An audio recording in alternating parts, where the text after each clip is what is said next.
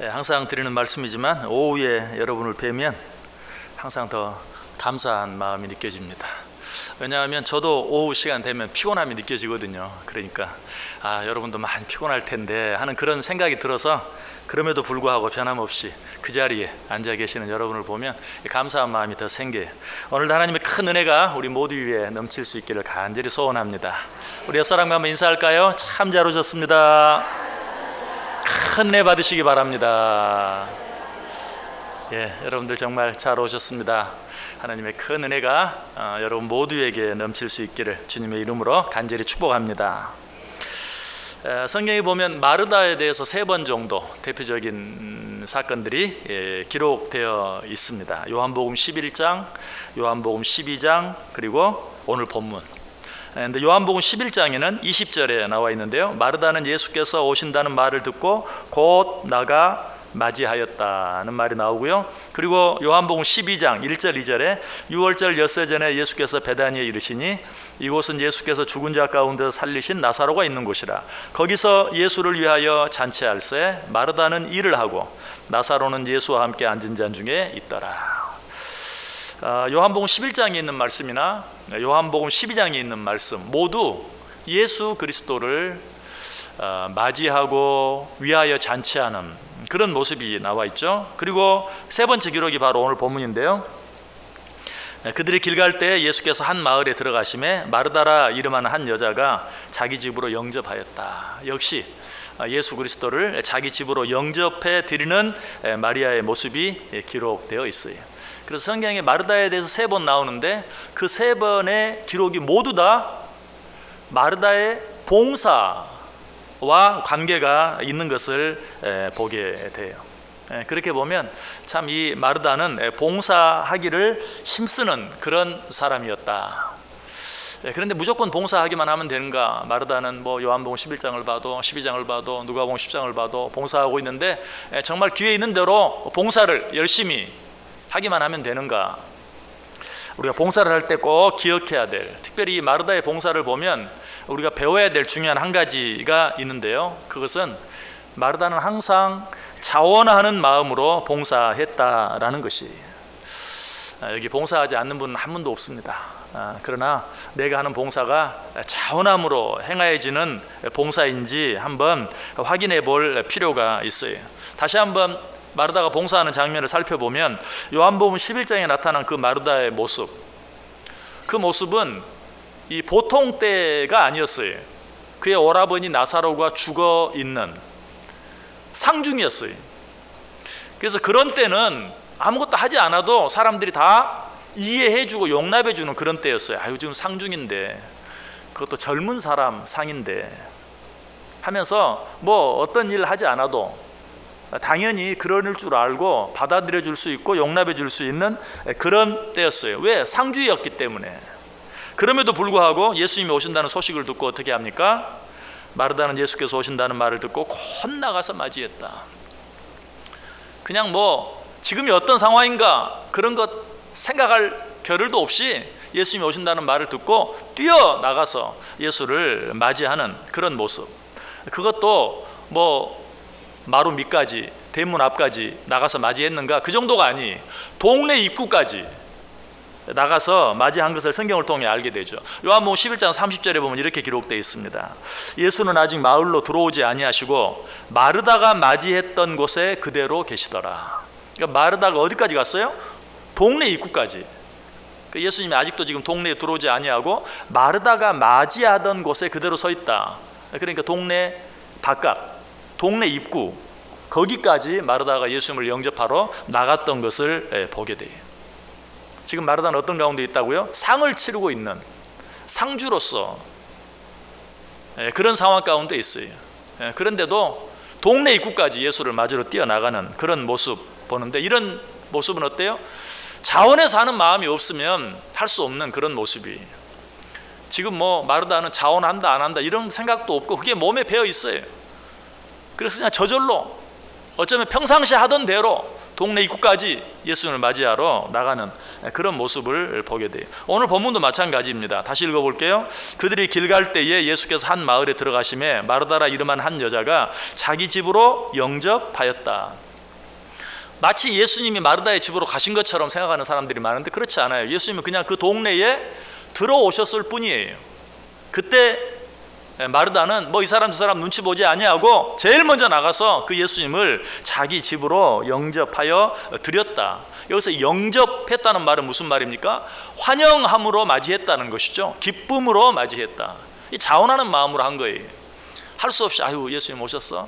그럼 또 우리 집으로 모셔야 되겠네? 뭐 이런 게 아니, 영접, 환영하는 마음으로, 기쁜 마음으로, 곧 무슨 마음이에요? 자원하는 마음으로 예수님을 자기 집으로 영접해 드렸다라고 기록하고 있습니다. 우리 그리스도인들에게 있어서, 우리들이 신앙생활을 하는 데 있어서 가장 중요한 마음, 가장 중요한 태도는 자원하는 마음, 자원하는 태도예요.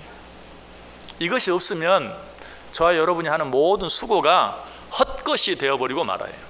그러니까 우리가 무엇을 하든지 내 안에 자원하는 마음이 있는지를 늘 확인하고 그런 마음으로 무엇이든, 그 일이 큰 일이든 작은 일이든 중요한 일이든 그렇지 않든 그 일들을 행할 수 있어야 돼요.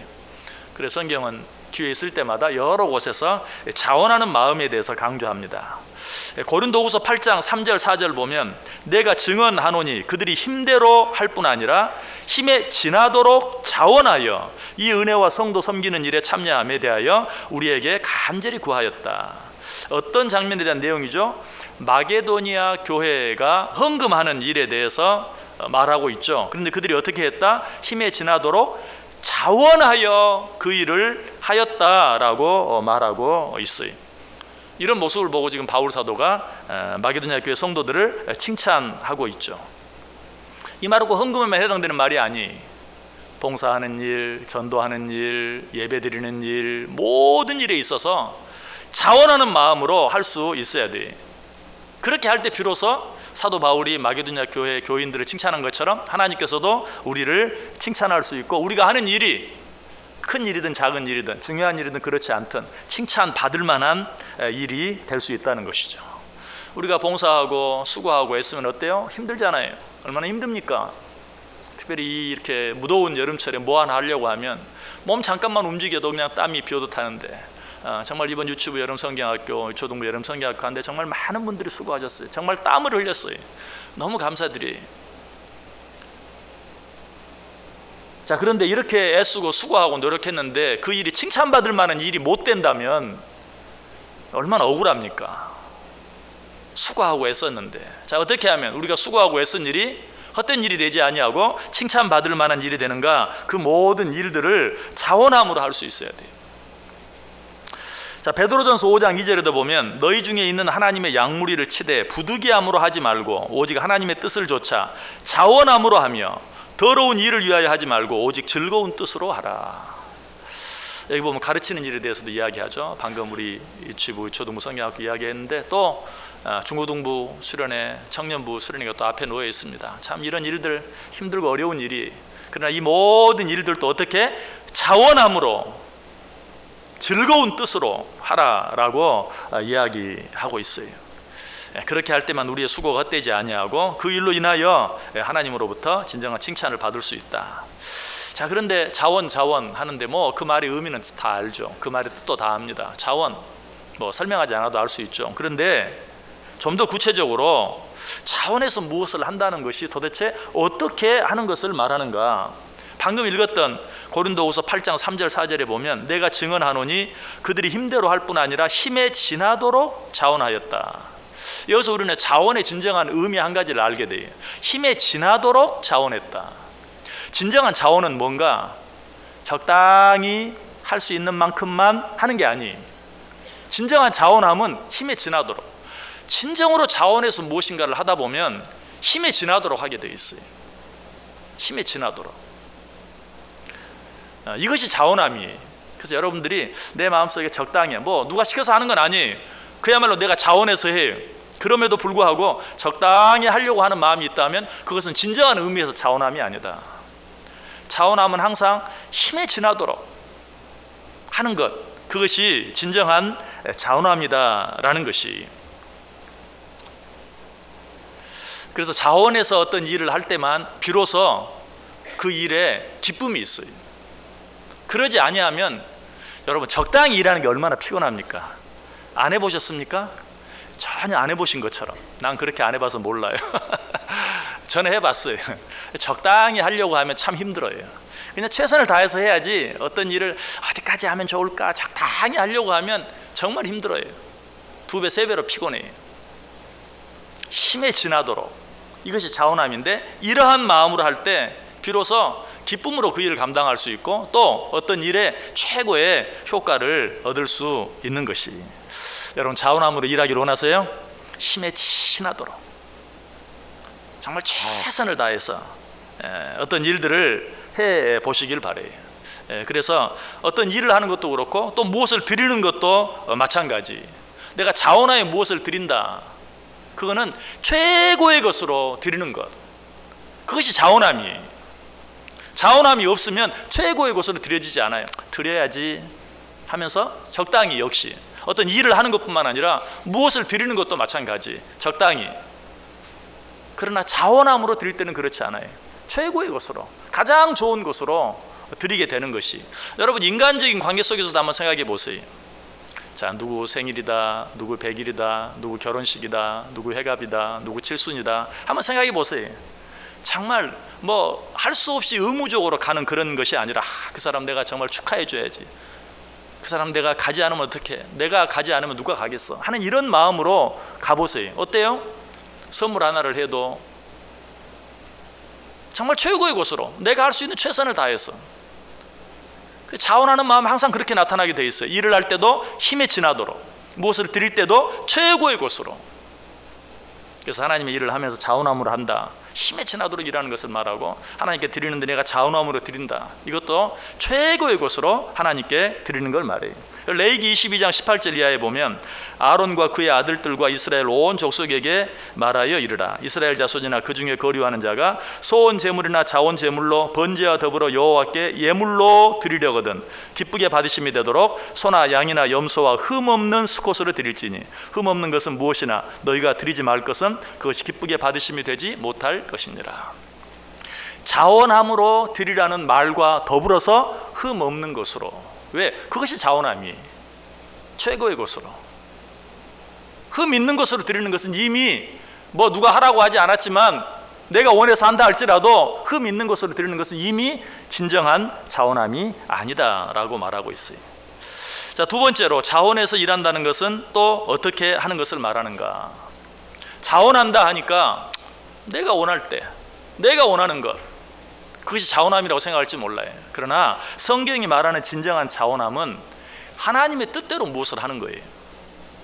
베드로전서 5장 2절에 너희 중에 있는 하나님의 양무리를 치되 부득이함으로 하지 말고 오직 하나님의 뜻을 조차 자원함으로 하라.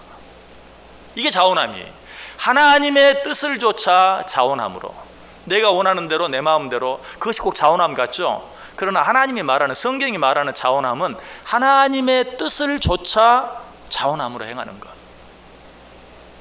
그래서 그것이 하나님의 뜻이면 사실 나는 별로 원하지 않는 일을 할지라도 그것이 하나님의 뜻인 줄 알고 행하는 것, 이것이 자원함이라는 거예요. 여러분 이 부분에서 우리가 오해를 많이 해요. 내가 원해야 하는 것이지 내가 원치 않는 일을 왜? 내가 원치 않는 일이라 할지라도 그것이 하나님의 뜻이라고 생각되어지면 그 일을 행하는 것, 이것이 하나님이 원하시는 진정한 자원함이다. 세 번째, 자원함이란 어떤 것인가? 아까 읽었던 베드로전서 5장 2절에 또 말하죠. 하나님의 뜻을 조차 자원함으로 하며 더러운 일을 위하여 하지 말고 오직 즐거운 뜻을 위하여 하라. 이 말은 자기의 이익을 위하여 하지 말고 하나님의 이익을 위하여. 여러분 어떤 일을 내 이익을 위해서만 할 때는 어때요? 힘들어요. 2배로 힘들어요. 그래서 우리가 가끔 그런 말을 하는 거예요. 야, 이거 정말 돈 주고 하라면 못하겠다. 돈 주고 하라고 하면 더 쉬울 것 같은데 그렇지 않아요. 돈을 위해서, 돈 벌자고, 이익을 위해서 한다고 하면 아이고 정말 이거 못하겠다, 차라리 다른 일 하는 게 낫지, 이런 생각이 들 때가 많아요. 그래서 나의 이익을 위해서는 못할 수 있는 일도 하나님의 이익을 위해서, 하나님의 영광, 하나님의 뜻, 하나님의 나라를 위해서 어떤 일을 행하는 것, 그것이 자원합니다. 그래서 내가 기꺼이 어떤 일을 한다 할지라도 그 일을 하는 속에 내 이익, 내 영광을 생각하는 마음이 있다면 그건 자원함이 아니에요. 그런데 설령 여러분들이 좀 어쩔 때는 너무 힘들다라는 느낌이 든다 할지라도 그래도 아까 말씀드린 하나님의 뜻, 그리고 하나님의 영광, 하나님의 나라를 위해서 해야지, 여러분 이 마음이 억지처럼 느껴질 수 있지만 그것이 하나님이 원하시는 자원함, 하나님이 원하시는 일이니까, 하나님이 기뻐하는 일이니까.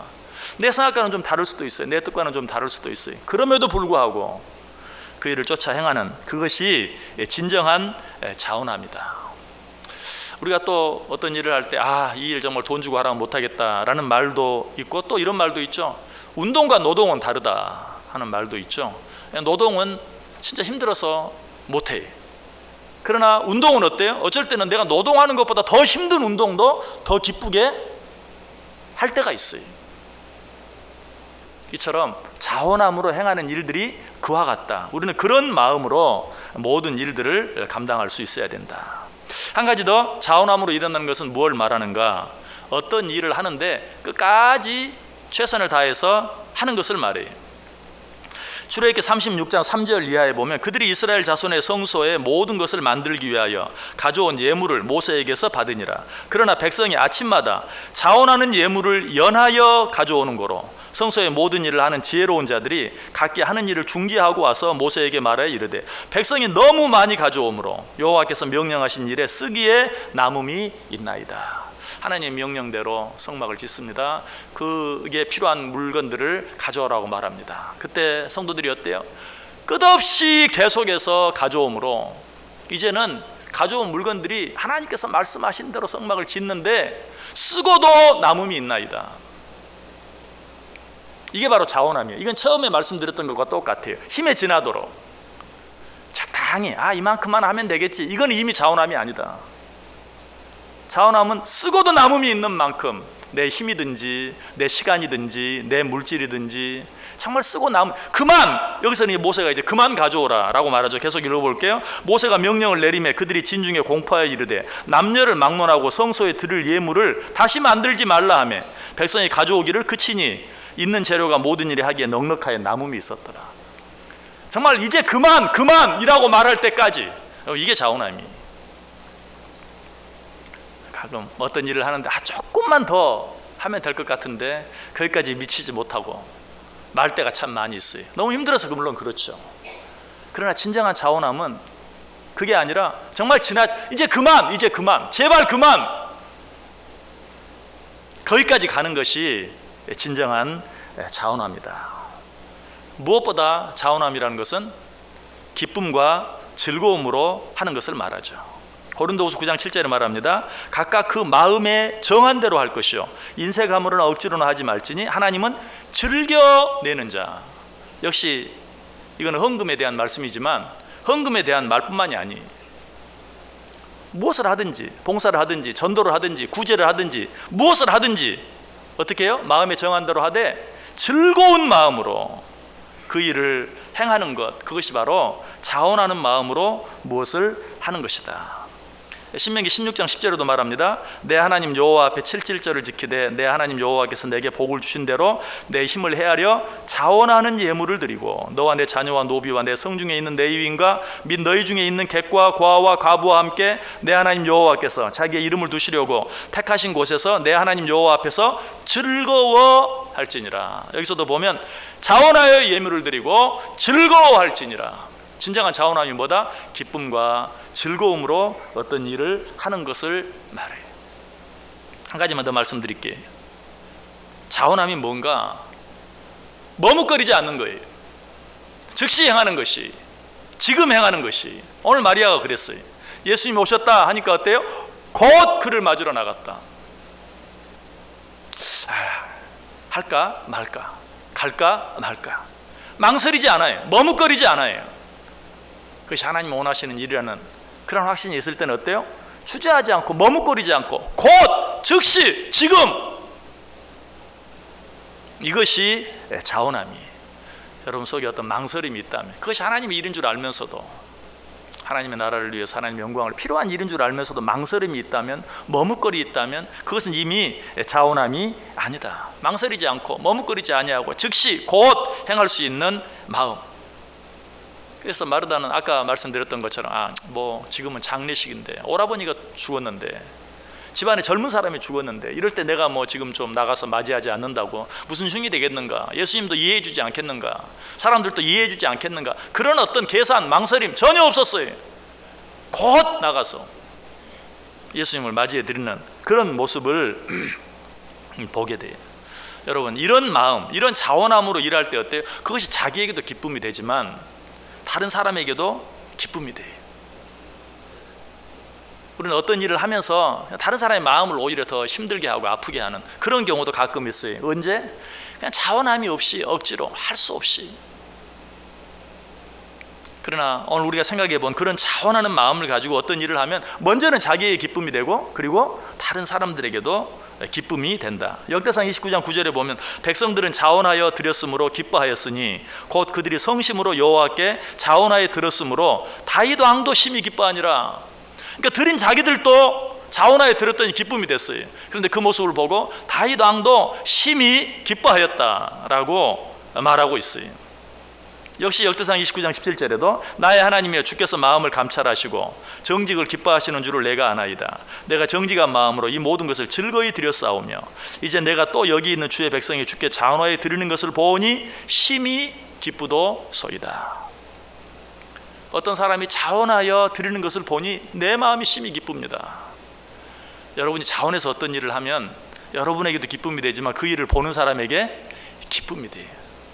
여러분, 다른 사람에게 기쁨이 되기를 원하십니까? 자원해서 어떤 일을 해보세요. 그러면 저 사람 하는 일을 보면서 그 사람이 어때요? 그 사람 자신도 기쁨이 된다라는 것이. 무엇보다 자원해서 어떤 일을 할 때 사람들이 나를 축복하게 돼 있어요.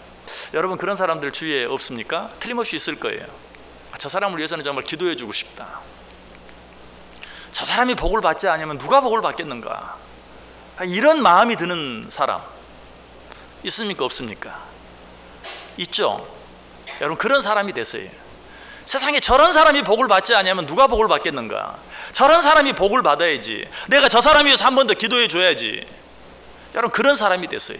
그 어떻게 하면 그런 사람이 될 수 있는가? 모든 일을 할 때 자원함으로 해보세요. 그럼 여러분 마음속에 정말 그런 생각이 들어요. 저 사람 진짜 잘 돼야지. 저 사람이 안 되면 어떻게 되겠어? 누가 잘 되겠어? 내가 저 사람을 위해 기도해 줘야지. 저 사람을 위해서 기도하지 않으면 내가 누굴 위해서 기도하겠는가? 그런 마음이 들 수 있는 사람. 목사에게도 정말 그런 마음이 있어요. 정말 저분 복을 받아야 될 텐데, 정말 저분이 복을 받지 않으면 누가 복을 받을까? 정말 저분 위해서 기도하고 싶다. 기도해야 되겠다. 여러분, 솔직하게 이런 생각이 들 때가 있어요. 그런 사람이 돼야 돼요. 자원함으로, 기쁨으로 일을 감당하는 그런 사람. 사실 느헤미야서에 보면 예루살렘 성을 재건하죠. 그런데 예루살렘 성을 재건하니까 그 성은 아직 미완성이에요. 완성이 되지 않았어요. 살기가 불편해요. 예루살렘 성 안에 들어가면 예루살렘 성 재건하는 일도 해야지, 예루살렘 성 지키기도 해야지, 그러면서도 또 자기 일도 해야 되고, 일이 2배, 3배로 많고 바빠요. 그러니까 사람들이 예루살렘 성 안에 들어가 살려고 하지 않아요. 그래서 의무적으로 10분의 1을 정해서 예루살렘에 살게 만들었어요. 그런데 그 가운데서도 내가 예루살렘 성에 가 살게요, 이렇게 자원하는 사람이 있었어요. 예루살렘 성에 들어가 살면 내가 힘들지만, 어렵지만 내가 자원해서 들어가겠습니다. 자, 그런 자들을 위해서 느헤미야 11장 2절에 보니까 무릇 예루살렘에 거하기를 자원하는 자는 백성들이 위하여 복을 빌었느니라 라고 말하고 있어요. 야, 저 사람 대단하다. 나 같으면 못하겠는데 어떻게 저 일 많은 예루살렘 성에 내가 스스로 들어가 살겠다고 자원할 수 있느냐 하면서 그 사람을 위하여 복을 빌었다라고 말하고 있어요. 이런 사람이 돼야 돼요. 그냥 저절로 그 사람, 저 사람 하나님 정말 축복해 주세요. 저 사람 정말 복을 받아야 돼요. 저 사람 복을 받아야 정말 하나님의 영광이 드러나요. 저런 사람이 복을 안 받으면 하나님 영광 가려요. 이런 말이 저절로 나올 수 있는, 그런 사람이 돼야 된다라고 이야기하고 있습니다. 오늘 제가 설교 제목을 봉사하려면 마르다처럼이라고 정했어요. 여러분, 정말 이 마르다처럼 봉사하는 우리 마르다 애전도회 여러 성도들 되시길 바랍니다. 마르다처럼 봉사하는 게 어떤 거예요? 자원함으로 하는 거예요. 자원함으로 하는 게 어떤 거예요? 힘에 지나도록 기쁨으로, 즐거움으로, 최고의 것으로 최선을 다해서, 그것이 바로 자원함으로 망설이지 아니하고 머뭇거리지 아니하고 지금 곧 여기서 행하는 그것이 자원함이에요. 그래서 오늘 설교 제목은 봉사하려면 마르다처럼 이라고 있는데, 다음 설교 제목은 이렇게 되면 좋겠어요. 봉사하려면 마르다회처럼. 그렇게 될 자신 있습니까? 사실은 지금도 그렇게 하고 싶어요. 우리 마르다 애전대 한 가운데서 열심히 잘하고 있어요. 위로 아래로 열심히 모범이 돼서 잘하고 있어요. 정말 그렇게 되시길 바랍니다. 그래서 다른 기관들이 일하려면 마르다 회처럼 좀 해봐, 이렇게 말할 수 있는, 그렇게 칭찬을 받을 수 있는, 그리고 여러 우리 성도들도 정말 무슨 일을 하든지 그 일이 큰 일인가 작은 일인가, 뭐 힘든 일인가 그렇지 않은 일인가, 중요한 일인가 그렇지 않은 일인가, 그것보다도 어떤 마음으로 하는가, 진정으로 자원함으로 그 일을 감당함으로 사람들이 저 사람 일하는 것 봐, 저 사람 복 받아야 돼, 저 사람 위해서 기도 안 하면 누가 누구를 위해 기도하겠어, 하나님 저 사람 축복해 줘야 돼요, 저 사람 복 내려주세요 라고 말할 수밖에 없고, 그렇게 축복할 수밖에 없는 복된 자들 다 되시기를 주님의 이름으로 간절히 축원합니다. 기도하겠습니다. 하나님,